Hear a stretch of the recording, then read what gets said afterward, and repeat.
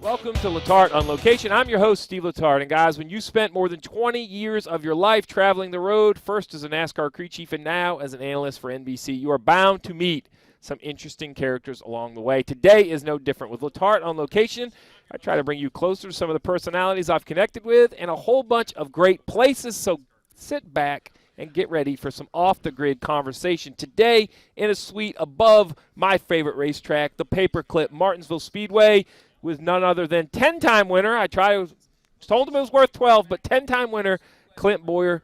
Clint? It's so funny. I'm sitting here listening to you. I'm like, damn, Letarte, that was actually pretty good. He's clearly reading it. I wrote it. So you followers that are, for some reason, listening to us right now because you have nothing better to do, we appreciate you coming on. Yes, I am Clint Bowyer. Yes, this is Steve Letarte, and we are on location. He has his own koozies, for crying out loud. I love this. You could take this over for me. Yeah. Could I sublease my podcast? We are here at Martinsville. And it's awesome. In a suite. With and no we are beer. Under caution, no beer. There's people having fun on both sides of us in their suites with beer. You're the reason we have no beer, though. And we have. Because you have to qualify later. If you didn't have to qualify, we'd have beer. Horrible timing. Horrible timing, If you would have done this on location after qualifying, it would have been a lot better interview. Well, do you have any plugs that I need to read or No, nothing. I don't have any sponsors. I got nothing. You mean you actually did homework? Yes, I got all your stuff, man. I know a lot about you. Do you have a guy? No, I'm the guy. A gal. You're looking at the guy. You have a gal. No, we have research groups, but they won't help me here. You call them researchers. The researchers, did they don't help me here. you come up with all this? They did not. There's no possible way you took time out of your golf schedule during the week. I did. And did some of that. As bad as I played this week and as financially deficit I was in, it would have been better if I'd have done this all week. I don't know how one would ever have enough time for golf. Well, I got 2 kids. One that goes to South Charlotte School I got to drive to. I mean, I squeeze it in. Squeeze it in. Squeeze it in. But which game? The first game of the day or the second game? I played 3 days this week. 3 days of the week.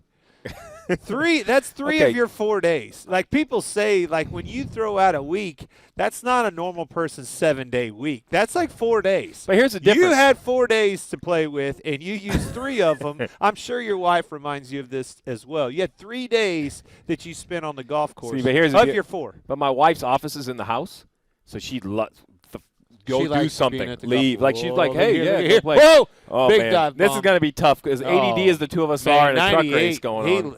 Let's let him in. He doesn't want to win. Doesn't want to win, clearly. Well, they got 100 laps to go. I don't know. All right. So, yes, my guest is Clint Bowyer. As you can tell, 12 wins at the Cup Series.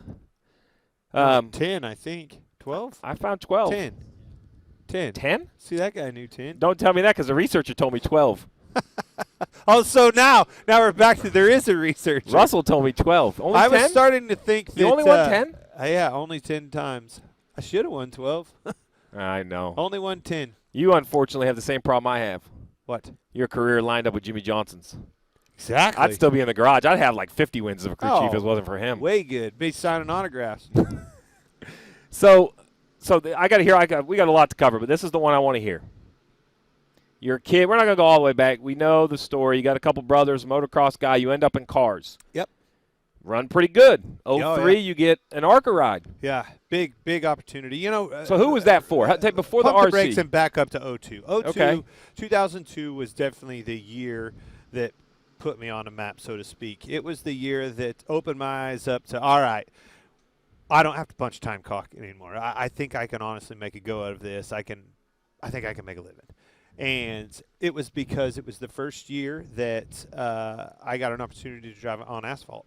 All of my background was on dirt modified racing. And 2001, at the end of the season, 3 guys came up to me sitting there after the race, one having a beer. The old man's got Elvis blaring. Let me tell you something. When we won races back then, my dad, you think I'm out of control? My dad is the most loud, obnoxious prick there could ever be of winning. His motto is, you show me a loser, I'll show you a winner, boy. And I mean to tell you, like, would rub it in so bad till the last person left. Like, blaring Elvis as loud as you could, hooting and hollering, drinking beer, celebrating that win. So when people see me doing that, that's where that came from. But where I'm going with this, at the end of 2001, I'm sitting here, and 3 guys come up to me, asked me if I'd be interested in racing asphalt late model at I-70 Speedway across the river in Kansas City. I'm like, hell yes, duh. I mean, what? That's an easy who the question. hell are you guys? Yeah. It was Jeff Stacy, Jamie Hager, and Jeff Cassidy. Those 3 guys just so happened to be the 3 guys that put Jamie McMurray on the map. Ah, That's all right. where you always there's a door open. Always there's a reason. Yep. And that was my first opportunity as a big time opportunity in racing. So because you they say built asphalt a before that, you're doing your own dirt stuff. 2002, Yeah. Okay. we're racing our dirt program just Right. like we always did at Lakeside on the weekly racing series, which was a very, very good program back then. And it was an opportunity to go over and race on asphalt. These guys built an awesome late model. We built it over the off season. Went over there, had no idea what to expect. Boom! Win the first race of the year. End up winning a championship over there in a different region, different racetrack. Asphalt, first time I'd ever been on it. Won in that other region, by the way, over at Lakeside, and really, really got some national exposure. Got Sonic Drive-Ins as a sponsor through a regional level. That got me the opportunity, my foot in the door, to have Richard Childress look at me because Sonic Drive-Ins was on the side of Kevin Harvick's car. Now we see all the things, all the doors, all the opportunities start coming together. So really 2002 was the year that it all started for me. 2003, going back to where you started in your research. Yeah, I didn't get 02. This stuff's not on the internet. I'm going to have to update the Wikipedia page. So far, you're not doing very well. I do appreciate you giving me I'm trying to give you 2 more than I earned. You wait till he hears that. Wait till Russell hears this. 2003. Listen to this opportunity. This cat calls me. Scott Traylor owns a Racing Boys radio show in Kansas City. You probably heard of him. He actually runs the Chili Bowl. Buys an MB2 car at an auction. Pontiac MB2 car. Calls me. Hey. The old pointed slope nose. Yeah. Oh, yeah. But the car was pretty sexy. Yeah. Sweet car, man. Again, we're racing asphalt late models at I-70. That was the nicest car ever. I raced dirt modifieds. Right. You see an asphalt car, it's like like a bunch of drag racers, a bunch of clean guys that don't have grease on their shirt, no dirt. If you get Actually, their nice white crew chief shoes are white. Yeah. They're not brown. I mean, like, these boys are pretty boys, right? Drag racers level. And he calls and asks if I would want to run the Nashville race. In Nashville at Super Speedway out there just outside of Nashville, of course. Again, the answer is yes. Are you kidding me? Wow, what an opportunity. How much is this going to cost? Right. It's like, I remember, I think it was, we scrounged up $25,000 somehow. It was mainly what I had won through that weekly racing series, how I was telling you that was such a good program. I mean, literally almost making a go out of it racing the weekly racing series. Gave him the money, rented a car, and we go to Nashville. I'm like, hey, man, who's going to crew this car? Yeah, right. Who's going to crew chief? He's like, listen, I've got a guy. I really honestly think, just get me the money. How many times have you heard that? I got you. Just, first things first, you give me the money, and I got the rest. Tell you what, if you like that, I got some property too for you. Right. Smoking hot deal for you, right? Just give me $25,000, I'll handle the rest. I'll take care So of it. listen, we land, or actually, Dad and I drove to Nashville. Those weren't landing days. We drove. Right. And get there, and Scott takes me over. We pick this cat up at the airport. He's like, this is a crew chief. I'm telling you, I met him down in Mooresville. This guy's good. Well, Mooresville, I'm from Kansas, right? Yeah. You even were probably already established way more than I was. When you think of Mooresville, it's almost like heaven. Yeah, everyone there races. It's like it's not even exists. Right, you know what I mean? It's like people think of moonshine in the South. Like, you really make that stuff? Like, damn right it is. Like Mooresville didn't exist, right? It was not reachable from where we were at. We picked this cat up. He gets off this plane, and he's got a carbon fiber Simpson briefcase. That was the guarantee. And a backpack. Yep. That's it. No luggage, no nothing. A backpack and a carbon fiber Simpson briefcase. That Simpson briefcase had 4 shocks in it, and that backpack had 4 springs in it. Those 4 shocks and those 4 springs almost won that race in Nashville. No kidding. No kidding. We went to the Hutch truck and bought a left rear spring. I remember it. I think we went 25 pounds down on 25 pounds. Didn't even have – that tells you how equipped we were. Had to go buy a spring. Bought a spring. I can remember man brought them. So literally that's what we ran. And guess what? That guy's name was Trent Owens. Oh, I was wondering where it was going to all circle back around. Trent knows the stuff. Isn't That's it great. amazing? It's like about the time you think nobody's watching, opportunities like that in life come. And to this day, you look back on all those opportunities, and it's like somebody was watching, man. Somebody crazy. Loves me, and I have no idea why. Listen, I drive home every day thinking, I don't know how this all happened, but I hope I don't. We've all seen your wife, Steve. I'll tell you, listen, I don't know when we thought the same thing. That was actually, I think that's how NBC, they're like, look, if they convinced, he must be able to talk. So just hire him. Yes, if he could convince her that he's the guy. So, all right, so you go to this ARCA race. And now, you still working at the body shop now? Or are you Hell done? Yes, we painted the car in the body shop. Okay, so you get done with this ARCA race, and the story I was told, and I want to hear from you, is you get the call from RC. Oh, absolutely. And Get back say home. BS. Now, hey, listen, man, we're back home.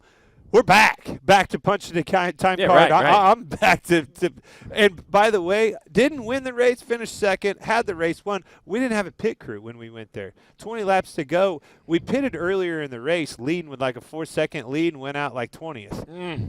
When the caution come out. So at the end of the race, 20 to go, caution comes out. Trent's like, we can't pit. Well, Mario Goslin pitted and passed me with 12 to go. Won that Mario race. But we had him. Shoes. If we'd had a pit crew just halfway capable of maintaining a couple positions, we'd have had that race won. But that's how it all went down. Get back to Kansas. Guess what? When you do something like that, you're on cloud nine, man. Right. Oh, Everybody saw it. You're in the paper, man. I mean, it's a big deal. Yeah, Speed Sport News had you on there, but still, what they don't show is you're back broke. Oh, yeah, right. You spent everything you had for that opportunity. Now you're back to ground zero spent going, 25, second probably paid what? Now what do we do? $3 grand, $5 grand, you know? It wasn't $25,000, I can promise you that. So, lost all this money, like excited beyond belief because of the opportunity that may be presented from running like that, but scared to death because we are literally broke. Right. And phone rings. 3 o'clock in the afternoon at a body shop. Let me tell you something. At a body shop, things are a little bit brash, a little bit rough on the edges, man. You pick on people a lot. There's no feelings in a body shop. We had a tremendous amount of fun. And at 3 o'clock in the afternoon, you're really worried about one thing and one thing only: who's buying the beer that night. Right. It's like 2 hours away, and someone has to. Oh yeah. I mean, that's it. Like, who's buying beer? And we always used to play a lot of pranks with each other on that. It's 3 o'clock in the afternoon. Phone rings. And it's a little lady asking if I'll take a phone call from Richard Childress. I'm looking over my shoulder. I'm like, dude, this is a low blow. This isn't funny, guys. Like, I'm a little sensitive right now. A little vulnerable here, man. This is not funny. And I mean, I couldn't find any of them. Nobody was, like, giggling behind her toolbox or anything. I'm like, I know they're doing it. So I'm like, yeah, right, lady. I played along with a minute. I did what everybody else does with the prank. I hung up. Steve. On the lady. You didn't get RC on the phone first. This is a phone call from God himself from in that situation. I mean, I was getting ready to say. So it would be like his secretary calling and offering a phone call from Jesus. No. And so I hung up on Sandra, which was his secretary, still is to this day, and we have a lot of laughs over that. But phone call rings again, 336 area code, just like the last one. I'm like, get on the phone. Going a long ways for a prank. Hey, let me tell you, it was him. Oh, boy. This is Richard Childress on the phone this time. No questions about, is this Clint Bowyer? No questions about, were you the one who run good in Nashville? Yeah, right. Hey, I got to know something. Did you really just hang up on me? I was like, how do you answer that? Like, this is the one opportunity. I'm like, I blew it before it ever even started. He hadn't even heard my voice, and I just blew it. He's like, dude, he starts dying laughing. He goes, and he was like, hey, come in here. You know, I could tell he was telling somebody, like, hey, this idiot just hung up on me. So 6:30, another wreck, Steve. They're piling up big time off the floor. That's the truck race here at Martinsville with Clint Bowyer on location. With 4 cars piled up off of turn 4. 4 of them. Count 4 of them. We're going to touch your TV prowess. You called that wreck pretty good. But yeah. Do we have a we don't have any station identification or any sponsors to plug or anything? No, man, we got keep nothing. Digging? We got Blue Def diesel exhaust fluid in Oakley. You got, hey, thanks, man. Throw your stuff out here, man. You give me time. You know, you come on one's podcast. Hey, listen. thinking that I'm a you're man of the trying to people. help them out, like a little charity work. Instead, I'm a man of the people. we don't have anything to plug. You don't never know if Blue Death shows up as a Did I podcast answer your sponsor. It's question? going to be So you. that's how, so you hung up on him. 6:30 He the was next picking morning. You. Yep. Let me tell you something. Guess where I was at? Welcome, North Carolina. Oh, he Ice said this come big. and you were going. This redneck picks me up at the airport. Jacked up Suburban. Hey, man. Gets out, Wranglers, cowboy boots. I'm like, yep, right look place. at this guy. You know who it was? Mike Dillon. Austin and Ty's dad. I'm like, are you kidding me? What?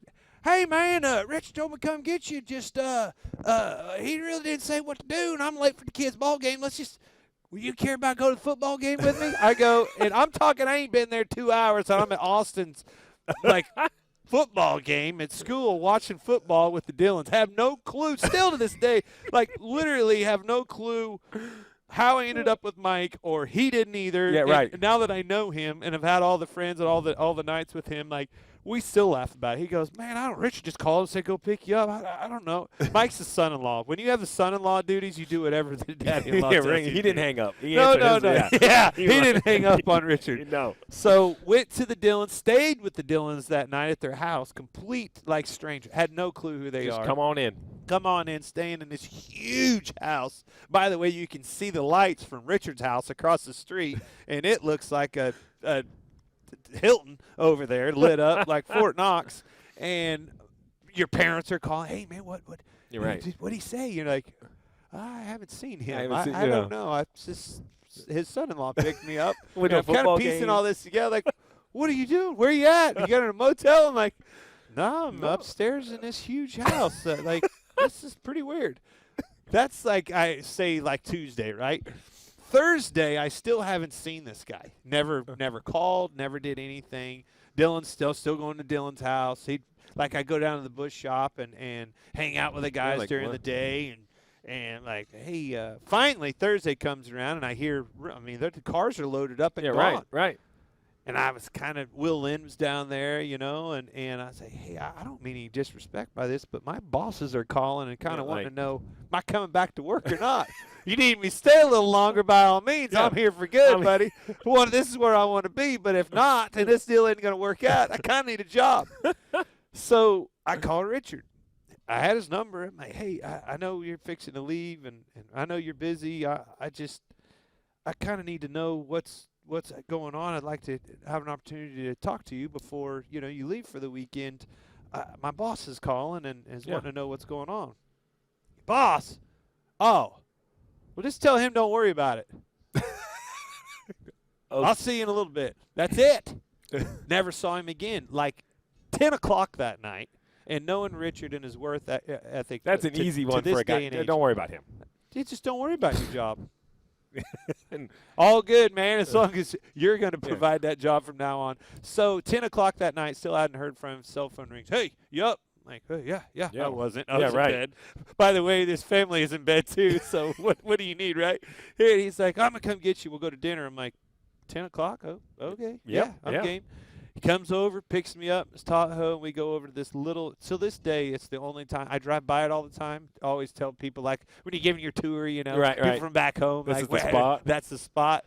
To this day, I've never been back in this place. So, sketch as hell. It's probably the only place that was open at 10 o'clock where we went. But winding up and down this two-lane road, he's running 90 and a 30 and is, like, rolling.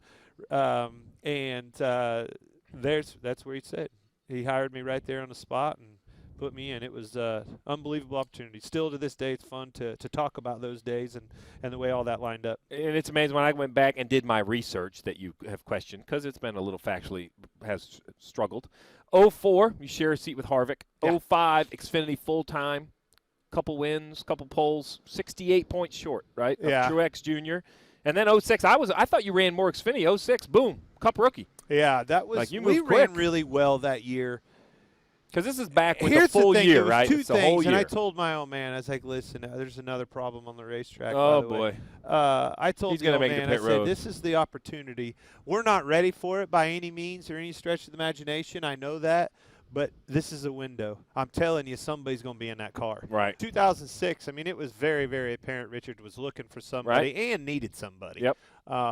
And we ran good enough in 2005. It was Truex and I were both. They were obviously cheating worse than we were, and he beat me that year. But that was the opportunity for both of us to put us on the map and got us our opportunities. So I want, because I've heard this from other people, when they not race one Daytona, but I mean soon into that year, 4, 5, 6 races into your Cup debut year, where you were like, holy crap, or you feel good, because nowadays Saturday to Sunday is a huge step. Well, the craziest thing is, even then, even in 2006 when I was in that Cup car, I was a huge learning curve, still learning tracks, asphalt, mile-and-a-halfs. I remember going to St. Louis Gateway in a car and thinking, my God, who in the hell built this thing? Why? You could have built 17 tracks with the asphalt they spent on this thing.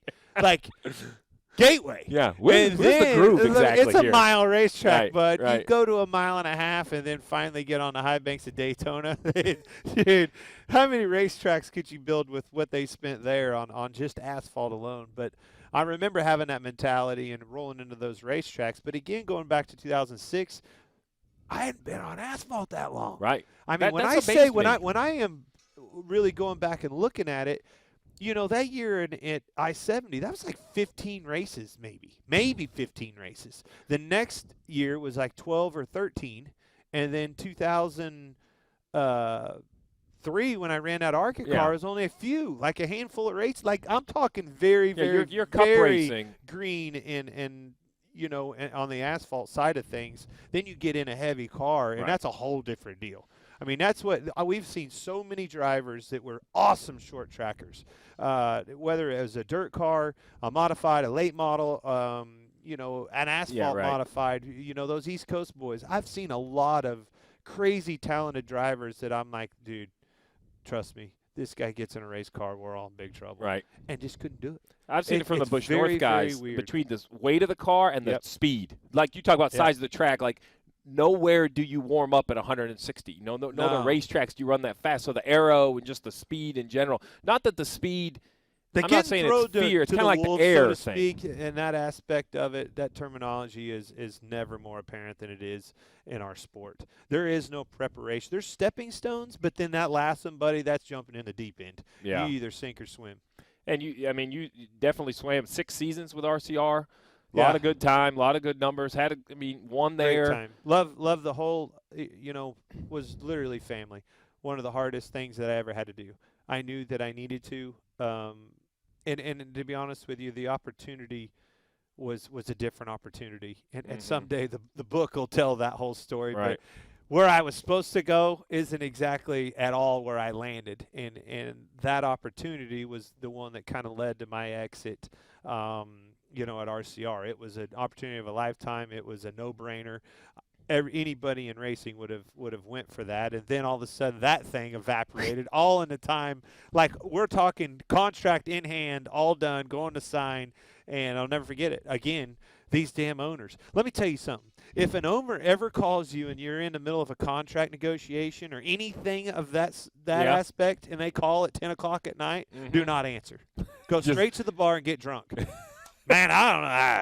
My bad. He said to be there at 6:30 next morning. That's what I was celebrating, man. I missed your call. That was the dumbest thing I've ever done in my life, is answering that man's phone call that night, because it was a crushing blow. Still have that contract in my desk. Still have it? Oh, hell yeah. Oh, man. Yeah. I was a crew chief for this whole span. 06. I started in 05, so we were in parallels. Because 07 – we got to tell this story. Let's go back. You were still at RCR in 07. Yeah. Charlotte bonfire. Oh, hell yeah. So wait a minute. You've went by the biggest thing that any driver has ever had, the obstacle that I had to overcome. Yes, 2006, yes, it was my first year. By the way, I'm 25 years old. They hand me a Jack Daniels sponsorship. Are you kidding me? I said Jack Daniels. Yeah, that's bad. Oh, my God. I mean, we all grew up, hitting the old bottle every now and then. But at that age, you stuck around the old Bud Lights, man. You didn't. You weren't ready for brown liquor. You went to that level, you was out of shape. And you had to be a pro with it. Jack Daniels straight off the bat, and literally every single appearance. It ruined not only it ruined My friends' lives? Yeah, right. Like when you come, it's your package, right? Yeah, right. All my childhood buddies, Yeah. everybody, you walk into a bar, guy doesn't hand you a beer. Yeah, no. Hey, let's take a shot of Jack Daniels. Yeah. I would rather you punch me in the throat than just make me just arrive with a shot of Jack Daniels, warm, by the way. Just nothing to warm up with it or anything, just a shot of Jack Daniels. There is not a human alive that does that. Not a shot. I love that. Sip on it, but that's a right. shot. It's a good little So sipper. literally, my childhood best friend Zach, he called, "Hey man, we got to do something." I'm like, "What do you mean we? What's wrong?" "We need a new sponsor." I'm like, "What?"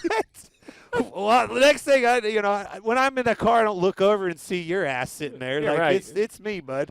Well, I know, but man, this is out of shit. I'm out of control.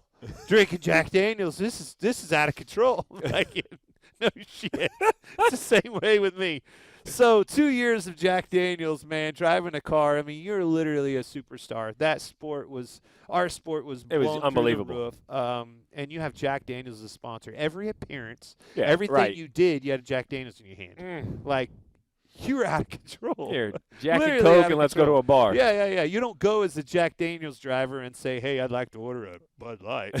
Like that doesn't work. Never thought of that. That's an aggressive. Dude, super. I'm telling you, I am almost as proud of surviving those 2 years as I am my whole career. Because if you can do that, you can do anything. Trust me, that was tough. So then we go to wherever the hell your question Well, was. Charlotte, you were going to Charlotte. kill me at a bonfire. Jack Daniels. Jack See? Daniels did it. The You feature can't- went. You don't come up with dumb shit like that without Jack Daniels. We have had so where you're going with this. Well, I just wanted to let everybody know that you're the only person. I've been to a lot of bonfires, but never pallets on the asphalt in the bus lot. You win the award. So we, when you win, you've got to celebrate. Yeah, we've back to your dad's Right. days. Yeah, right. You got I mean, people got to know that you won. Right. And there's only one way to do it. You can't just stop. You're like, it drives me nuts to see a guy get out and win a race and just go home, go to bed.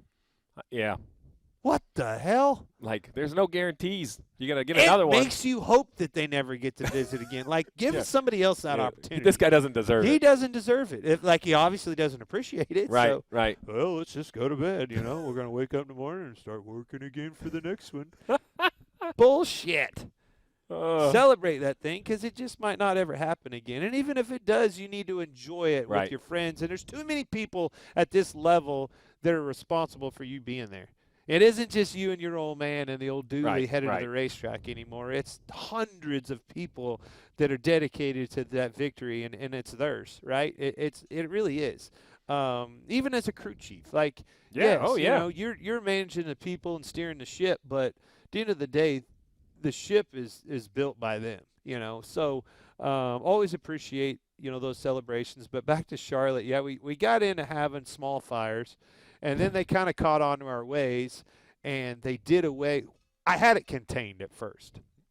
Trash cans, man. I had it in a trash can. Just throw a your simple trash burn in, barrel. It Burn was- barrel. Well, went green on us. No more metal burn barrels. They're all plastic barrels. Yeah. Well, let me tell you how long a plastic barrel lasts in a bonfire. Not very long. We've tried it a couple times. Hence, I think that plastic is still there today.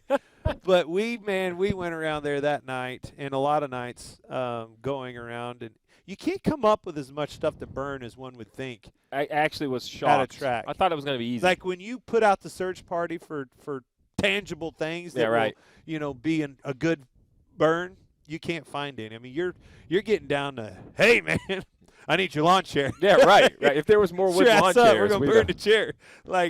Gordon. It's surprising how little things there is to burn at a racetrack, and especially after a race. But those were good times. Those were big parties. Well, Remember Rob Kaufman took that $200 and some thousand GTX, tried to do a burnout with it, threw the drive shaft, had it in reverse, and threw the drive shaft out of it on the ground. God, that was funny. It seems that we've broken a suspension component of some sort. We have had a No, failure. that's the drive shaft. If you let it roll up a little bit, I'll show you. It's right behind it. Back there. By the way, it just beat the hell out of the floorboard of this thing. So you talk about celebrating your wins, right? You go from RCR to MWR, have success there. It goes away. Talk about that. It's not worth talking about anymore. We all know it how literally went away. it went away. It evaporated. That's true. I'm back with you on that. I was going to make you relive it because There is nothing neater than signing a contract. Like the weight is lifted off your shoulders. Agreed. Knowing so this is the second you've time. got You don't a have that good contract home. too, do you? Oh, yeah. Okay. Yeah, that one was not worth much. But literally, like, Yeah. I'm set. I'm set for 3 years. I know what Yeah. I'm doing, know where I'm at, know where I'm, what helmet I'm putting on, what car I'm getting in, where I'm going to work. Well, sometimes that changes. Yep. When the guy says I'm just done, like, not having any fun anymore. Right. I'm What do you mean quit. you're done? Like today or fancy piece of paper you handed me Right. says otherwise. But now they can do that. They can just stop. And that was an interesting time in my life, and I learned a lot with the sport. I learned a lot in business, really. Difficult, man. The sport had changed. You're going through a huge, just change in the way the business side of it worked. I mean, I remember the day. I'm not kidding. When I first came to RCR, he had 6 sponsors that were full primary sponsors on the desk. You literally chose which one worked best with the other partners on the car, Right. which worked best with your personalities, with the and they picked Jack Daniels, but yeah, which was a hell of yeah. Whew. But So- yeah, I mean those are the times where we were at of having a list of sponsors that were multi-million-dollar sponsors to begging and selling your butt off for them. So I want to talk about that deal goes away. You get the deal to go to SHR, but it's a year away. So you bridge it with a year at H. Scott. I've always had screwed up deals, huh? Well, so you have. So, but is the that reason me? Is it me or is this that is how just I'm going to put. I somebody think having that fun with your people life? that have this many screwed up deals don't persevere. So I'm going to give you the fact that you kept going through it as a bit. But I want to talk about that year because I saw it with Kurt Busch. I've seen it with you. Right Yeah. when you have driven really great equipment. Yeah. And I'm not taking anything away from everyone at H. Scott for what they had to work. Right, they worked as hard as they could, but that was a major shift from showing up trying to win. So that was probably the 5th time in my life I learned you can't polish a turd. I mean, right? It just you just can't only go so fast. It's still a turd. But how did you? My point though is now looking back, what did that year do? Forgot we're on television. That's over okay. here. We got Sorry. it all. They've moved it a couple times. How's it's my only- face look on It's that digital. He's been TV chasing you. screen? He's been chasing you. But that year, what did you learn that year? Other than that, though, behind the wheel, racing against these guys, running On the in the back. racetrack, I learned again. I learned a lot about life. I learned a lot about business. Is what I learned. Right. And how to treat people, how not to treat people, basically, and how to appreciate the good times. When I got my opportunity again, a year and a half had to wait on that thing. Mhm. And don't you think? Remember when he got hurt? Oh yeah. I'm like, Yeah. oh my God, Yeah. oh yes, I got this. Well, hey, back to them contract things. What's that deal look like? If this dude can't get in his car, don't you let me get up. I need in that car if it's an opportunity, but They you went and already got signed Burton. your life away to They went and got Burton. Burton. Put Burton in it. Drug him out of retirement with his bifocals. Put him in that damn thing. But just chomping at the bit of that opportunity to get back in Right. good cars. But that's where the appreciation comes from. But again, probably the most that I learned about that is the appreciation for people. I felt so bad for those guys working there, tried to do, we'd go to lunch, we'd do right, whatever. right. I mean, those guys working their asses off.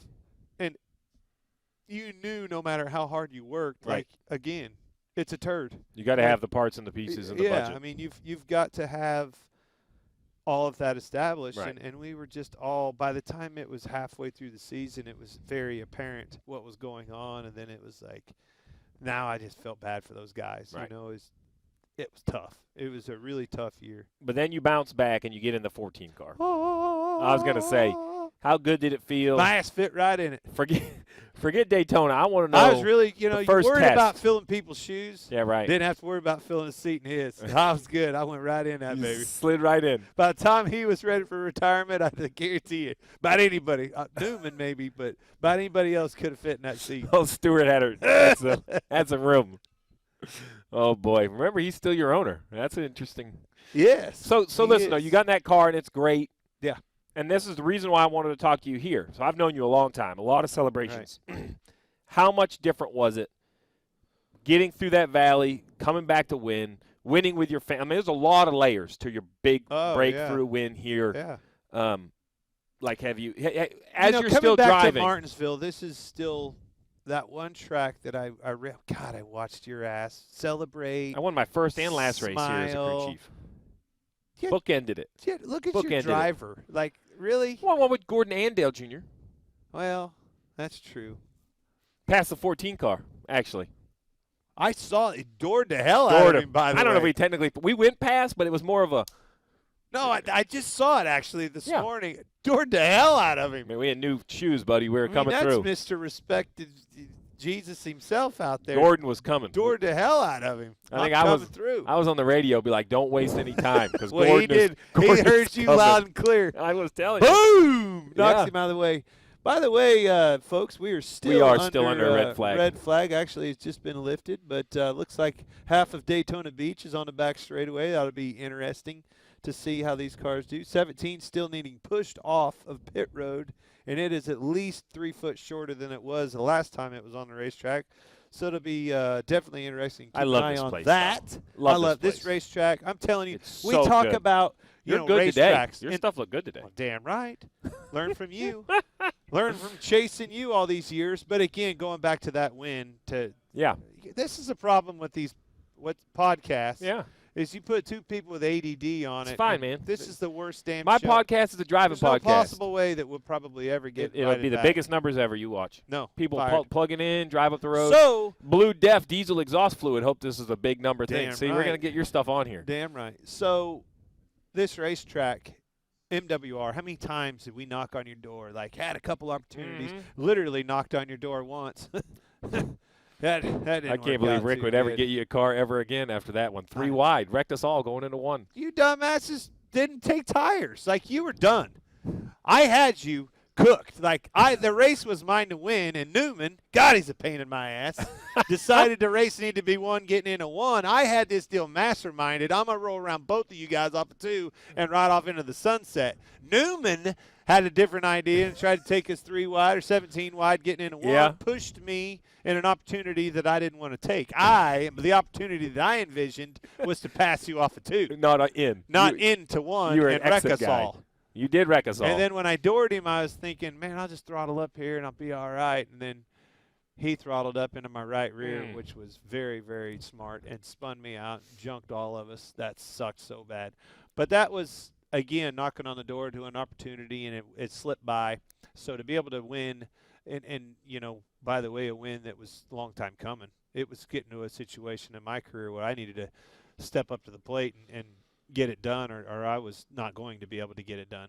We got the call for some fine adjustments, so we stopped down so Clint could do his driver duty before qualifying. I appreciate crew that. Chief called. Just wanting to know, here's the thing about how this world's changed since you've been in it. I mean, you used to go through qualifying session as its own identity, right? Its own deal. Now you've got to make some race decisions, knowing as you run 500 laps around here, track's changing. It's going to tighten up throughout that race. Do we put more right rear spring in and less, wedge is an easy thing because you can kind of inch that stuff in. You start talking about rubbers or something like that. That's today's day and age. You can't afford to do that. That's too long of a pit stop, too big of a gamble.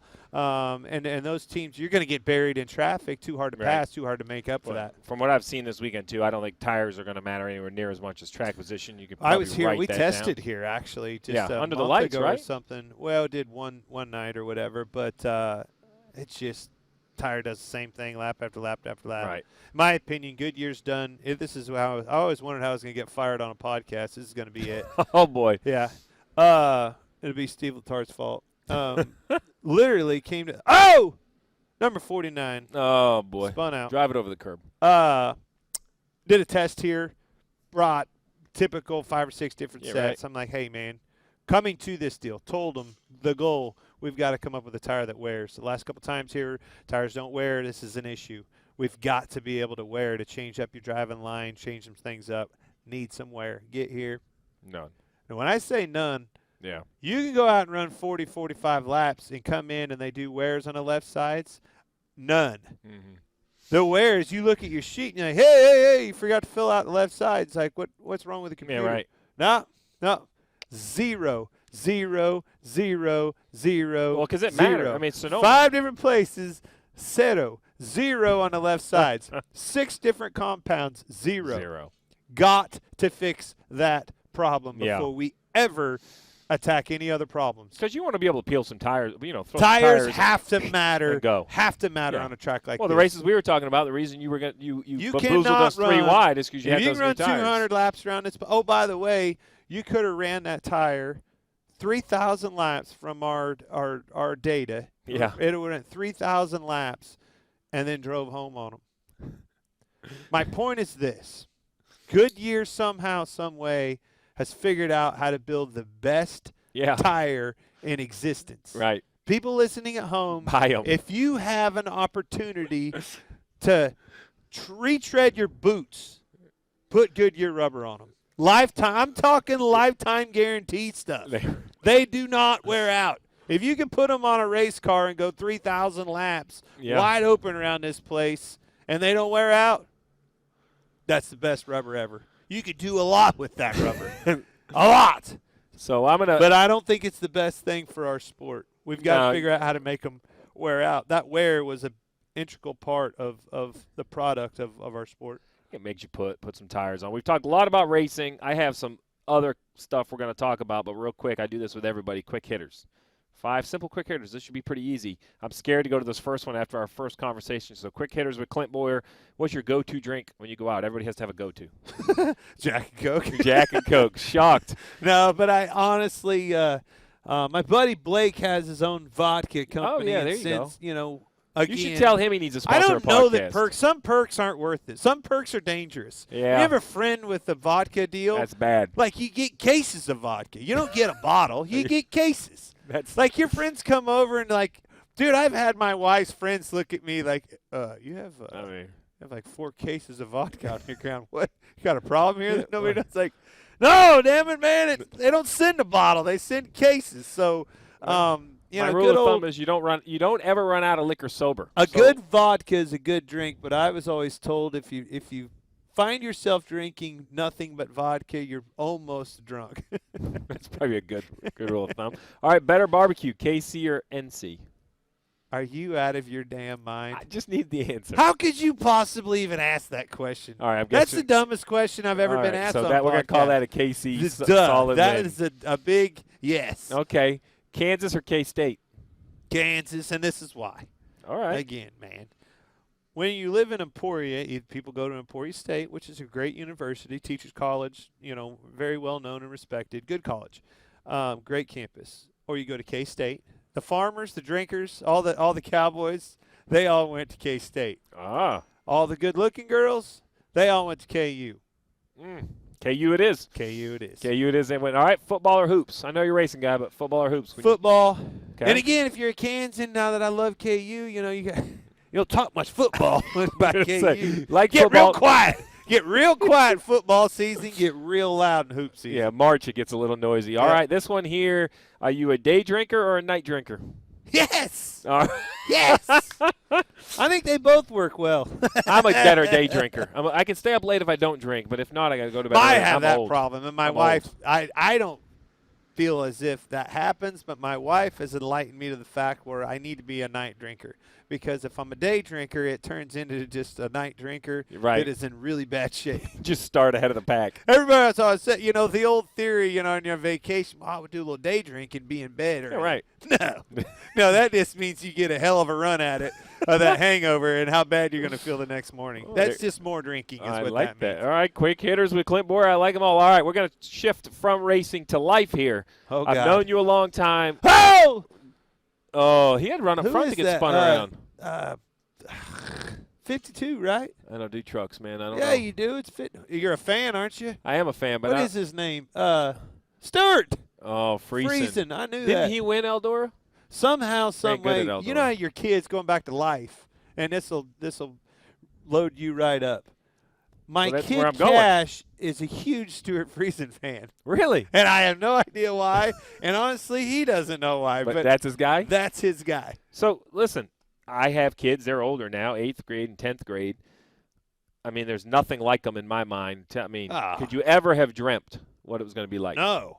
And really the only thing that I probably wouldn't trade it, but the only thing you'd probably do any different is have them a little sooner. Well, so I did. I had my son at 24. Yeah, mine was 34. Mike, I don't know that I would have probably had kids if they would have still been under the same roof if I'd have had them at 24. Right. But no, man, it's so fun. I just said something yesterday. I come home and my wife spray chalk. Oh, I saw the picture. Sidewalk chalk has come a long ways, man. It's no longer, you don't have to use it. It's a spray can. Dude. I saw your driveway. Everything graffiti. was I'm like, like you've worked your whole life to get something nice, boy. You protect that. Yeah, right. It's got to have it right. Yeah. My dad always said, he's like, you'll see, boy. You'll see every time you screwed something up. One of these days, you'll see. He laughs. I get so pissed off. My nephew smoked the damn gutter the other day, pinched it in half, like watching him on the floor with it. Boom! Like, stop! Damn. All right. It's all good. Raising kids, having fun, Like, that's awesome. 6 years ago, you'd have went through the roof. Right. Like, devastation, DEFCON 5. This is the worst thing that ever happened. Really, now you just laugh. It's all about you're living your life for your kids, just like your parents did. Right. Like, looking back on it now and how we were raised, how we were at the racetrack, the sacrifices that my dad was doing. Like, I'm not sure that I got it, man. I'm like, Dad, what in the hell were you thinking? Right. 13-hour drive to Lake Whitney, Texas on a Sunday afternoon summer series. Like, one day, that's it. You didn't go for like a 3 or 4 day race, a big deal. Every weekend, 13 hours, one way. Like, damn. Oof. I'm into some racing, but my dad, we won a dirt race about a month ago, and my dad's exact quote was, "If I knew how enjoyable it was to have grandkids, I wouldn't have had kids." I was like, "That's not how it works." It would have. I could have skipped right over you. I'm like, "Okay, thanks, Dad," but that was his. Oh, it's crazy. It is fun, man, and I tell you, blessed to have one of each, which is same here. I was scared to death, man. Grew up with 2 brothers, 3 of us, boys. You all knew the you were way going to through have the them, boys. right? Like boys, ain't no girls in the deal. Now my older brother's got 2 girls. Casey's got a girl. I got a girl. Like girls, goddamn dolls in the shower and stuff. Like tripping. It's okay if you're tripping over, Chase Elliott's car in the shower. Right. Oh yeah, totally. I get that, man. Sprint car. Boy, sprint cars suck. Yeah, you step on a sprint car with a wing on. Oh. Your dad always bitched about stepping on a Matchbox car and stuff. You step on a sprint car. That's bad. That wing could do some damage. Oh, yeah. But now we've got dolls and hair and pink. I mean, like. I love it. Dude, this is all new. Uncharted water for sure. I love it. We're all going to be punished. That's our daughters are going to punish us, I'm sure. And then you have your friends, like, they start dating. Hey. Maybe that was part of my strategy. Like, he knew that I wasn't capable of dealing with something like that. Yeah. So he made me have kids at such a late age that I probably won't be around to see it. So yeah, I got to thinking about it the other day. I'm like, Laura, we're going to be like 70. Like, because we're the same age, right? Yeah, somehow. We're the same. You look like 20 years older than I am, though. Listen, it's been a rough go of it. I'm 4 years from an empty nester. So I know it. So I'll be calling you up. You still have everything. So let's talk about that. Okay, re-signed your deal. Yeah. I'm not going to ask a time frame, but on the horizon, like, do you have oh boy, did I break something? Do you have personal goals? Do you just say, I just want to keep being competitive? Like when you look at your career, just I know where you're going. Competitive, man. That's the answer. Yep. When you stop being competitive, I think that's it. And I really think when you don't want to go to the track anymore, and it's crazy to think that day is maybe on the horizon or even a possibility because you've lived your whole life for that. Like literally, the week drags on because you're ready to go to the damn racetrack. Yeah, like right? Let's go. You know what I mean? Like Tuesday sucks because Wednesday's before Thursday, and Thursday you're leaving to go to the racetrack. Like that's the way you think your whole life. And I tell you, 2016 is the first time I was to that point. I was done, man. I was like, this is not fun. What are we doing? Right. Like, this is literally not fun at all. Did that help clear it up now? Because you felt that in 16, you say, listen, I'm not doing that again. My wife and having a 2-year-old, like my kid was, that was the only thing. Like I was completely dejected. Yep. Like, you've worked your whole life and have been pretty good at something, and you do it because you're competitive and you feel like you can make a difference. You can make a difference. I didn't feel that. It was the first time ever in my life. It's like, it doesn't matter if I try 100% or 10%. You're gonna finish somewhere from 28th to 30th. Like, that was where it's gonna be at your best effort or your worst effort. Right. That's where it was gonna be. That sucked. I don't ever want to get that. As long as you can be in competitive equipment, be an asset to somebody, an organization, to a sport, or anything in between. I think, times are interesting right now in our sport, and I think they're going to get very interesting in the short future. I think it's going to get sorted out, but we got a lot of changing on our horizon. You've got younger drivers coming in, which is a good thing, but you've always had, we're 3 wide for the lead here with – how many laps is this race? 200? 200. We got 44 Inside to go. 50. Oh, boy. That's a good run 3 on the wide, bottom. baby. That's a good run on the bottom. That Chastain's doing some serious blocking. Oh, he dove her down in there. He slid up. The 2-car gets into the 3 wide again. All right. That's it. Listen, I'm not going to keep going when the race is going on. Oh, I know. He Clint? had some good stuff going on. It's fun to see, every now and then as somebody that isn't diagnosed with ADD to realize that it just happened, and that was – All right, Clint Bowyer on location, Martinsville Speedway. Clint, thanks for joining, man. Subscribe, rate, and review. Let us know what you think.